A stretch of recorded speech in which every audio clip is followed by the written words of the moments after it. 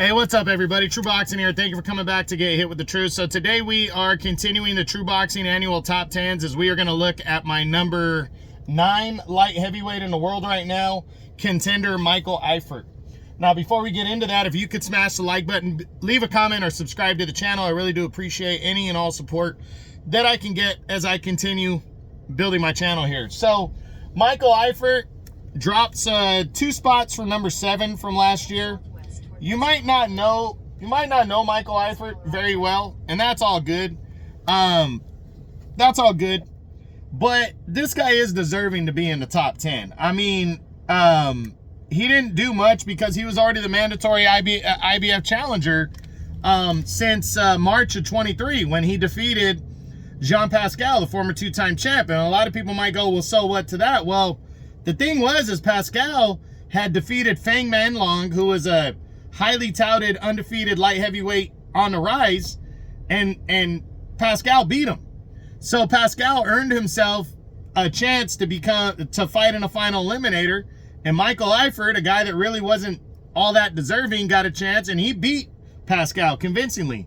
So based on the way things roll, Michael Eifert is a player right now, because the IBF ordered Artur Beterbiev, after he beat Dimitri Bivol for the undisputed title, to fight Eifert.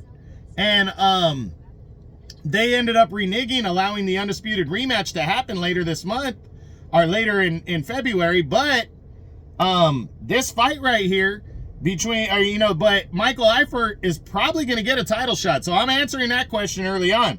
Michael Eifert is probably going to get an IBF title shot. I would say he's going to in 2025. I think there's only 2 things that could block him fighting for the IBF title next after the undisputed title rematch.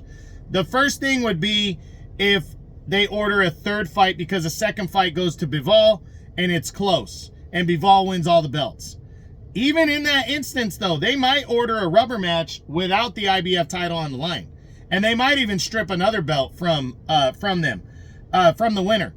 But the other scenario, and I think the more likely in terms of all the belts staying together, is if Bivol beats Beterbiev, and then Canelo decides he wants to fight Bivol in a rematch, and it has to be for undisputed. Then I think even the IBF will allow Canelo to move up and fight for undisputed against Dimitri Bivol. But then whenever that fight takes place, after it takes place, the belt will go vacant, and I still think Michael Eifert will get his title shot for the IBF title later this year. So one way or another, this guy is at the front of the line. He's been waiting longer than David Morrell in the WBA, longer than David Benavidez in the WBC, and longer than Joshua Buatsi in the WBO, who we all want to see fight the winner of Beterbiev Bivol more than this guy. But it doesn't matter. He's next in line. And a lot of people might not like that. That's why my super mandatory idea makes sense. This guy should fight Buatsi or one of those other guys and become a super mandatory. That way he will have really earned it. But that's not how the governing bodies work. And this guy's next. So I do believe he's going to get a shot, but I honestly believe he could be fighting Connor Wallace for the vacant title. And Michael Eifert could be a world champion at the end of the year or sometime this year. We'll see. But I do believe he's going to get his crack at a world title this year. He's 27. He's 13-1 with 5 knockouts. But he avenged his only pro defeat, I believe.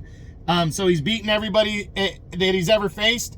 He went 1-0 this past year and got a TKO after almost a year and a half off since the win over Pascal and waiting around for his title shot. And again, he's going to get his title shot this year in 2025. So that's it. That's what I got. That is my number 9 light heavyweight in the world right now at 175 pounds. Mandatory contender and a mandatory challenger, Michael Eifert, as my True Boxing annual top 10s continue. I hope you enjoyed the video. If you did, smash the like button, leave a comment, or subscribe to the channel. I appreciate any and all support. This is True Boxing, and you've been hit with the truth.